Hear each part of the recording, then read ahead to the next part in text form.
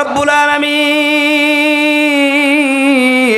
কিয়ামতের ময়দানে যদি আমি একা জান্নাতে চলে যাই, তুমি যদি আমাকে বলো কে রে তোর সামনে কত মানুষ জাহান্নামের পথে চলে গেল, জাহান্নামে হয়ে গেল, তাদেরকে কেন জান্নাতের পথ দেখিলে না, জাহান্নাম থেকে সতর্ক করলে না, জান্নাতের পথগুলো বলে দিলে না, এই কথা যদি আমার আল্লাহ কিয়ামতের ময়দানে আমি খাজা মাইনুদ্দিন চিশতিকে জিজ্ঞাসা করে কি জবাব দিব, কি জবাব দিব?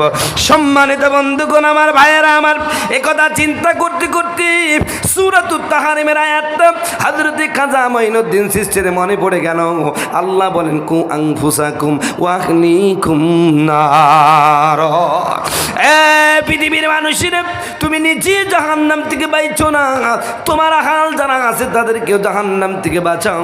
আমার বন্ধুগণ, আমার ভাইয়েরা, এই কথা যখন মনে পড়ে গেল, খাজা মাইনুদ্দিন চিশতি মনে মনে ভাবলেন না না, আমি জাহান্নামে চলে যাই সমস্যা নাই, তবে এই বনি আদম একটা আমি জাহান্নামে যেতে দিব না। জোরে বলেন সুবহানাল্লাহ।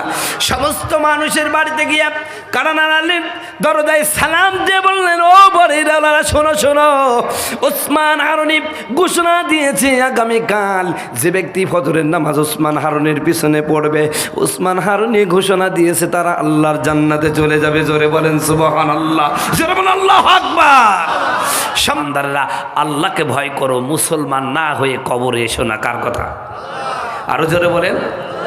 এখন আমি মুসলমান হলাম, আমার সন্তানটা বেঈমান হয়ে গেল, তাহলে আমি ব্যর্থ পিতা। আল্লাহ বলছেন কু আনফুসাকুম ওয়া আহলিকুম নারা, তুমি নিজে জাহান্নাম থেকে বাঁচো, তোমার পরিবারকেও জাহান্নাম থেকে বাঁচাও। জোরে বলেন সুবহানাল্লাহ। আপনাদের এই কথা বলতে গিয়ে একটা ঘটনা আমার মনে পড়ে গেল, একটু অল্প মিনিট, কয়েক মিনিটের মধ্যে বলে দিই। প্রিয় ভাইরা আমার, এই ভারতবর্ষের মধ্যে এই ইসলাম কিন্তু প্রচার হয়েছে আলেম ওলামা, ওলিয়া উলিয়া, পীরদের মাধ্যমে। কথা বলুন ঠিক কিনা? আপনারা খাজা মাইনুদ্দিন চিশতির নাম শুনছেন? খাজা মাইনুদ্দিন চিশতি তিনি একজন বড় মাপের অলি ছিলেন, আল্লাহর অলি, পীর মানুষ ছিলেন। ইনার পীরের নাম হলো উসমান হারুনি। কি হারুনি?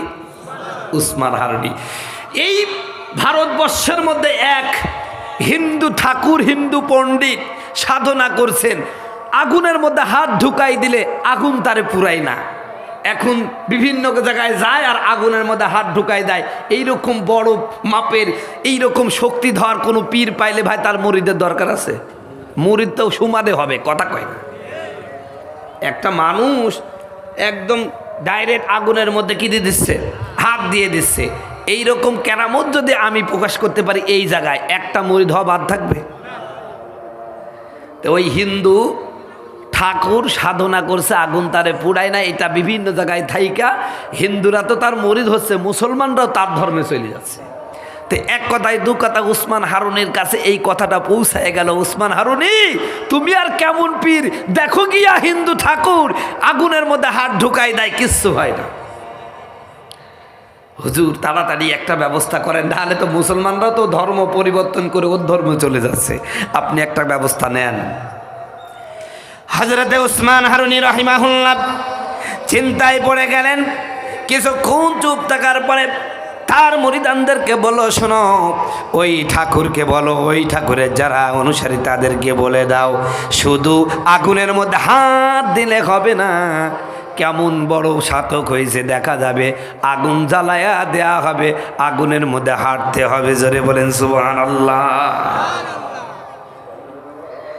বলে দিয়েছেন, ঠিক আছে। উনি আগুনে হাত দেয় আর আমি আগুনে হাইটি দেখাবো, তার পীরকে দেখাতে হবে। এক কথায় দু কথায় এক পর্যায়ে ওদের মুরিদরা শুনলো। এবার ওই ঠাকুরকে বলল, ঠাকুর আপনি যখন আগুনে হাত দিতে পারেন, মুসলমানের একজন পীর নাম উসমান হারুনি, তিনি চ্যালেঞ্জ করছেন উনি নাকি আগুনের মধ্যে হাঁটতে পারবে, আপনি কি পারবেন? আমার তো মনে হয় আপনি পারবেন, কারণ হাত যখন আপনার পোড়ায় না, শরীরে তো পোড়ানোর কথা না, ঠিক কিনা? সম্মানিত বন্ধুগণ, আমার ভাইয়েরা আমার, পীর সাহেব বড় বিপদে পড়ে গেলেন, ঠাকুর বড় বিপদে পড়ে গেলেন। আহারে আমি আগুনের মধ্যে হাঁটবো কেমনে?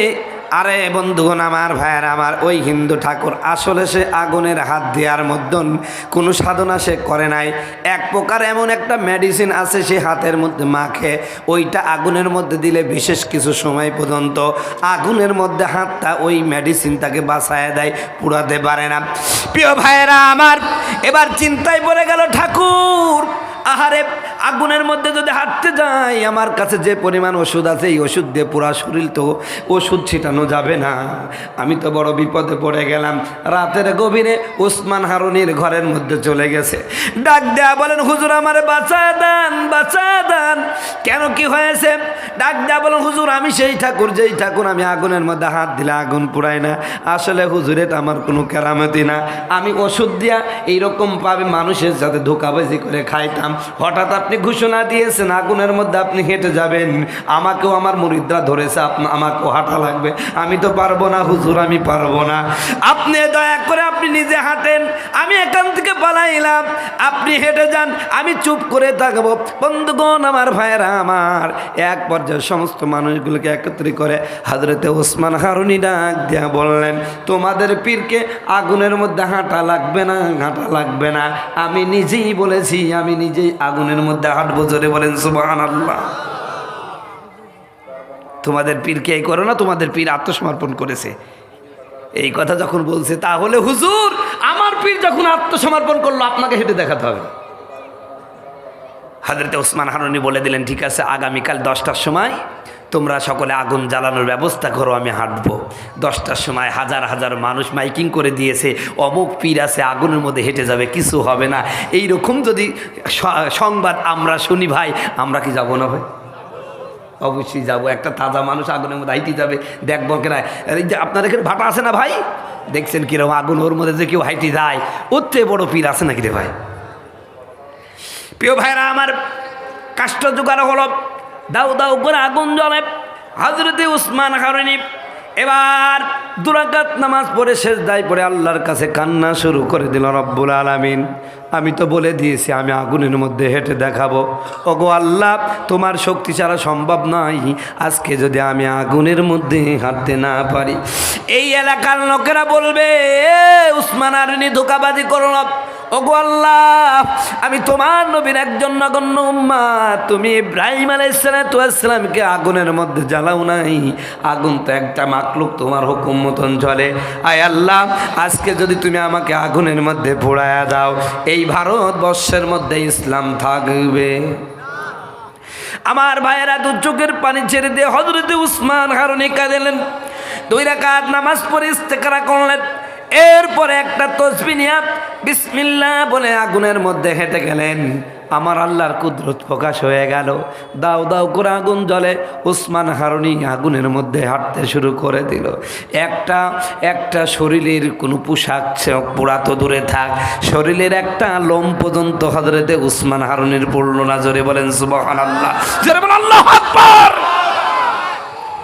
সম্মানিত বন্ধুগণ আমার ভাইয়েরা আমার, শুধুমাত্র আগুন থেকে হেঁটে যখন বের হয়ে গেলেন, বিগত সময়ে ঠাকুরের প্রতারণার শিকার হয়ে যারা ইসলাম থেকে বিমুখ হয়ে গেল, সাথে সাথে তওবা করলো।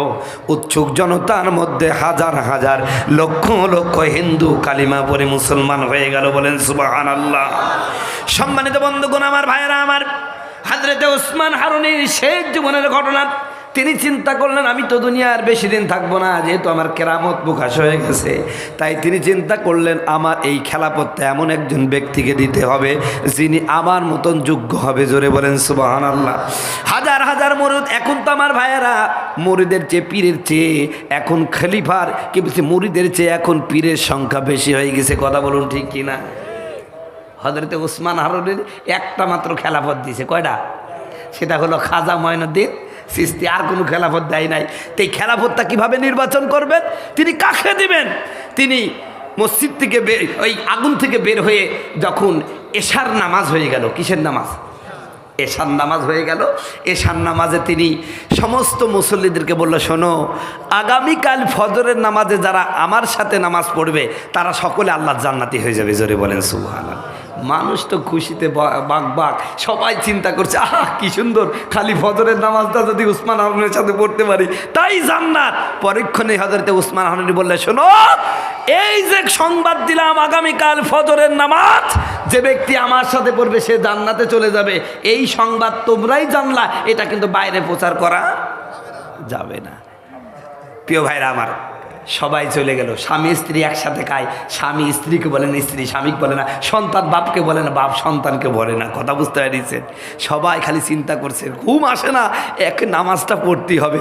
বাঙালি তো আমরা এরকম, অল্পতে জান্নাত চাইতে পারলে কে বেশি খাটে? কথা বলুন ঠিক কিনা? সম্মানিত বন্ধুগণ, আমার ভাইয়ের আমার, এবার হযরতে উসমান হারুনী রহিমাহুল্লাহ এই কথা বলে মসজিদে চলে গেলেন। সবাই চলে গেল। মসজিদের কোনায় যুবক বয়স, যুবক বলতে মাত্র 25-26 বছর বয়স, হযরতে খাজা মঈনুদ্দিন চিশতি রহিমাহুল্লাহ তিনি চিন্তা করলেন, আহারে উনি তো বললেন যে কোনো ব্যক্তি যেন এই কথা প্রকাশ করতে না করে যে উসমান হারুনীর পিছে নামাজ পড়লে জান্নাত চলে যাওয়া যাবে। আর যদি প্রকাশ করে তাহলে তিনি এই কথাও বলেছিলেন, যারা বলে দিবে মানুষকে তারা জাহান্নামে চলে যাবে। হযরতে উসমান হারুনীর এই কথাকে তিনি ব্যাখ্যা করে ভাবতে লাগলেন। এক পর্যায়ে খাজা মঈনুদ্দিন চিশতি বললেন, উসমান হারুনী বলল এই কথা বলা যাবে না, আর আমার আল্লাহ বলছে বলো। জোরে বলেন সুবহানাল্লাহ। কারণ আল্লাহ বলছে কু আনফুসাকুম ওয়া আহলিকুম নারা। হযরতে খাজা মঈনুদ্দিন চিশতি তখন মনে মনে চিন্তা করলেন, রব্বুল আলামিন, কিয়ামতের ময়দানে যদি আমি একা জান্নাতে চলে যাই, তুমি যদি আমাকে বলো কে রে তোর সামনে কত মানুষ জাহান্নামের পথে চলে গেল, জাহান্নামে হয়ে গেল, তাদেরকে কেন জান্নাতের পথ দেখিলে না, জাহান্নাম থেকে সতর্ক করলে না, জান্নাতের পথগুলো বলে দিলে না? এই কথা যদি আমার আল্লাহ কিয়ামতের ময়দানে আমি খাজা মঈনুদ্দিন চিশতিকে জিজ্ঞাসা করে, কি জবাব দিব, কি জবাব দিব? সম্মানিত বন্ধুগণ, আমার ভাইয়েরা আমার, একথা চিন্তা করতে করতে সূরাতুত তাহরিমের আয়াত হযরত খাজা মঈনুদ্দিন চিশতির মনে পড়ে গেল। আল্লাহ বলেন, কু আনফুসাকুম ওয়া আহলিকুম নার।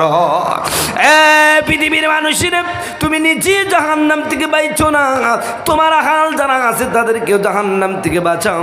আমার বন্ধুগণ, আমার ভাইয়েরা, এই কথা যখন মনে পড়ে গেল, খাজা মঈনুদ্দিন চিশতি মনে মনে ভাবলেন, না না, আমি জাহান্নামে চলে যাই সমস্যা নাই, তবে এই বনি আদম একটা আমি জাহান্নামে যেতে দিব না। জোরে বলেন সুবহানাল্লাহ। সমস্ত মানুষের বাড়িতে গিয়া কারা নাড়ালেন, দরজায় সালাম দিয়ে বললেন, ও বড়িরালারা, শোনো শোনো, উসমান হারুনী ঘোষণা দিয়েছে আগামীকাল যে ব্যক্তি ফজরের নামাজ উসমান হারুনীর পিছনে পড়বে, উসমান হারুনী ঘোষণা দিয়েছে তারা আল্লাহর জান্নাতে চলে যাবে। জোরে বলেন সুবহানাল্লাহ, জোরে বলেন আল্লাহু আকবার। সম্মানিত বন্ধুগণ, আমার ভাইয়েরা আমার, এভাবে করে সারা রাত এলাকার প্রতিটা মানুষকে দাওয়াত দিলেন। ফজর যখন হয়ে গেল, মসজিদ ভরে গেছে, ছাদ ভরে গেছে, আশেপাশের এলাকা শুধু লোক আর লোক, নারী পুরুষ গিজ গিজ গিজ গিজ করতেছে। আমার বন্ধুগণ, আমার ভাইয়েরা, হযরতে উসমান হারুনী ফজরের নামাজ আদায় করে দেওয়ার পরে ডাক দেয়া বললেন, ব্যাপার কি? আমি না এশার নামাজে বললাম এই কথাটা কারোর কাছে বলা যাবে না। এশার সময় তো এত মুসল্লি ছিল না, ফজরে এত মুসল্লি, ব্যাপারটা কি? কে বলেছে, কে বলেছে? সমস্ত মুসল্লিরা বলে, আমি বলি নাই, আমরা বলি নাই। কিন্তু ওই যে ডান পাশে সবার কোনার মধ্যে যেই যুবকটা বসা আছে, উসমান হযরতে খাজা মঈনুদ্দিন চিশতি, মুখটা বেজার করে, মনটা খুব ছোট, মুখটা মলিন করে, মাথা নিচু করে বসে আছে। ডাক দেয়া বললেন, হুজুর গো, আমরা সবাই বলছি আমরা যাই নাই, তবে এই যুবকটাকে মনে হচ্ছে কথা করছে না, এরই কাজ হতে পারে। জোরে বলেন সুবহানাল্লাহ। হযরতে উসমান হারুনী তখন বলতেছেন, কে রে খাজা মঈনুদ্দিন চিশতি, তুই কি কইছিস? কয়, হুজুর হ্যাঁ আমি কইছি। হযরতে খাজা মঈনুদ্দিন চিশতি বলছে, হযরতে উসমান হারুনী জিজ্ঞাসা করছে, তুই জানিস না এটা বললে সে জাহান্নামী হয়ে যাবে? হযরতে খাজা মঈনুদ্দিন চিশতি জবাব দেয়, হুজুর আপনি বলতেছেন জাহান্নামী হয়ে যাবেন, আর আমার আল্লাহ বলতেছেন কু আনফুসাকুম ওয়া আহলিকুম নারা, তুই নিজে কেন জাহান্নাম থেকে বাঁচবি, তুই তোর আহালকেও বাঁচা। এই গ্রামের মানুষ তো সবাই আমার আহাল। জোরে বলেন সুবহানাল্লাহ। হুজুর আমি তো আল্লাহর কথার উপরে আমল করেছি। জোরে বলেন সুবহানাল্লাহ।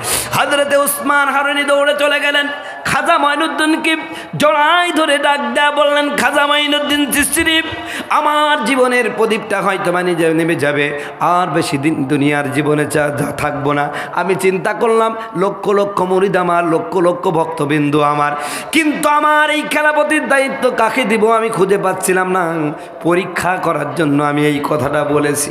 আমার পরীক্ষায় পাস করেছো, আমার পরবর্তী খলিফা হলো তুমি, আমার দায়িত্বটা তুমিই পালন করবে। জোরে বলেন সুবহানাল্লাহ।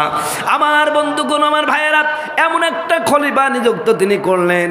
খেলাফত পাওয়ার পরে যখন ইসলামের দাওয়াত দেওয়া শুরু করলেন, এই ভারতের জমিনে কিতাবের মধ্যে লেখে একটা বয়ান করেছেন, এক বয়ানে 90,000 হিন্দু মুসলমান হয়ে গেছে। বলেন সুবহানাল্লাহ।